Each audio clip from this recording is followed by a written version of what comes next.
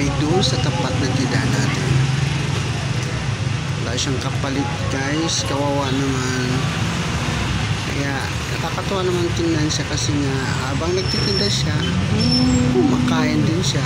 Dapat lang naman, di ba? Kasi nga nagugutom din. Nakakagutom kaya magtitinda. Ayan siya guys, so ayan, ayan. Nakakagutom din kaya magtitinda guys maghapon. Pero in fairness guys ha, lakas-lakas ang kanyang palamig. Eating while sitting. Siguro kung makita siya siguro mga 3,000 sa loob ng isang araw. Kasi ang lakas talaga.